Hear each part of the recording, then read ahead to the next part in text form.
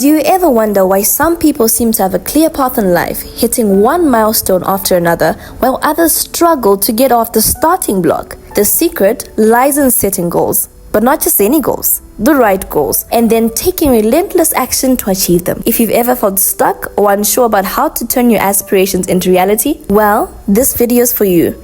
Get ready to revolutionize the way you chase your dreams. Let's get into the art of setting goals and crushing them.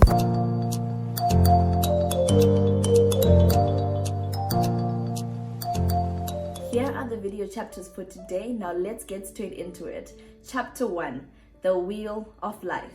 Think of your life as a wheel and each segment contributing to either a bumpy ride or a smooth one. Your career, financial status, personal growth, health, lifestyle, family, relationships, social life, and your spiritual growth and overall attitude. All these are spokes of your life's wheel. Now the question is, how balanced is your wheel? Think about it. You may have a perfect 10 in your career, but a 3 in terms of your health.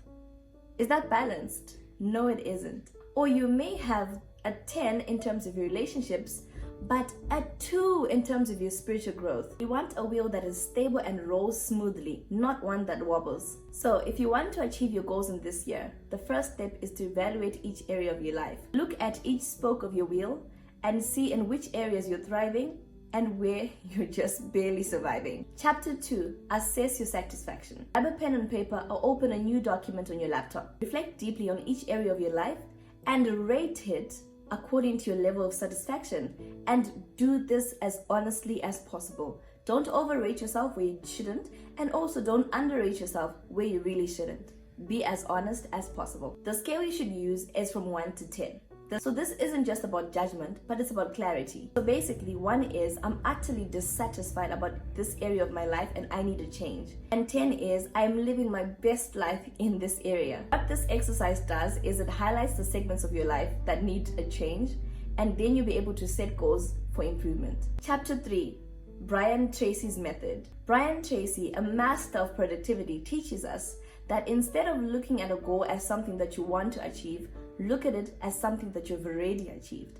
For example, I earn $100,000 a year as opposed to I want to earn $100,000 a year. What this method does is it helps your brain to perceive that these goals are within reach and are very possible. Ultimately, what this does is it boosts your motivation towards taking action to achieve them. Another example is instead of saying I want to lose weight, you'd write I'm at my ideal weight of 60 kgs and I feel very energetic and look forward to life. The power of this method lies in its ability to make your subconscious mind accept these statements as current realities, which then influence your day-to-day life and decision-making processes. Ultimately, what happens is your actions begin to align with these realities. Chapter 4, write your vision. Your vision is the compass that guides you towards your desired future. Take some time to craft a vision statement. A vision statement is a detailed description of where you see yourself in the next couple of years. Think big and bold. Don't be limited. Don't look at the things that others around you have achieved and use that as a benchmark for why you are supposed to be limited in your thinking. No, do not think that way. Always think possibilities. Watch my previous video and then you see why it's important to change your mindset.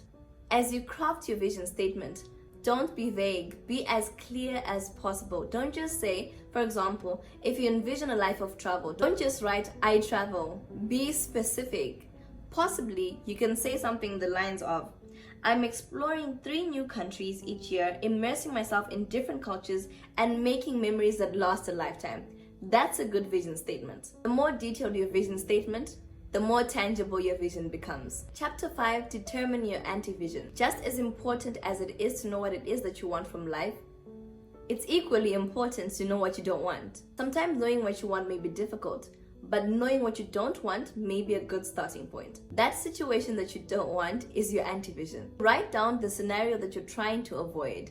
So what this helps with is when you're conscious of what it is that you don't want to see in your life, you work tirelessly to make sure that that situation doesn't happen. With this, you also have to be as clear as possible, just as you did with your vision.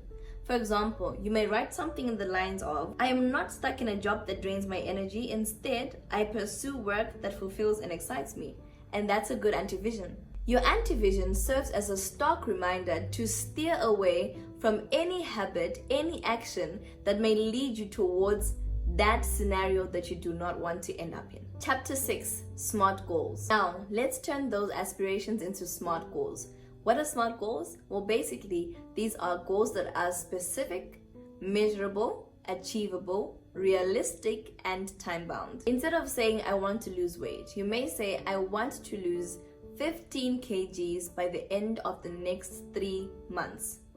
That's more specific, and that's a SMART goal. So as opposed to looking at a year as 12 months, it is advisable to use the 12-week year, where you look at a year as split into 4 different years. So that is every 3 months, that's a full year on its own. It helps to condition your mind to see that you don't have all the time in the world to complete one single task. If you think that you've got a lot of time to get something done, you'll probably leave it until the last minute. Whereas if you split your year into 4 and you focus on certain goals within the first quarter, you'll see that by the end of the year, you would have achieved a lot more, because within your first 12 weeks, you are doing all that you can, all that you need to do to make sure that these particular goals that you've assigned for quarter 1 have been achieved. Finally, for your assignments, number 1, write down the different key areas of your life and rate them from a scale of 1 to 10, depending on your satisfaction. Number 2, write a detailed description of your vision. Number 3, write an equally detailed description of your anti-vision. Number 4, for each area of your life that you saw that you need a change in when you are rating it, write down SMART goals that you intend to achieve to bring a change in this particular area. After doing that, write down the following subheadings: daily, weekly, and monthly. And for each subheading, write down 2 actions that you need to do either daily, weekly, or monthly to make sure that you meet the goal that you wrote down in the previous step. And that brings us to the end of this video. I hope you really enjoyed it. Comment down below what your key takeaway is. I would really love to know, and also just let me know what more you want to see on this channel. Otherwise, don't forget to like, share, and subscribe. Again, it is completely free. See you in the next one.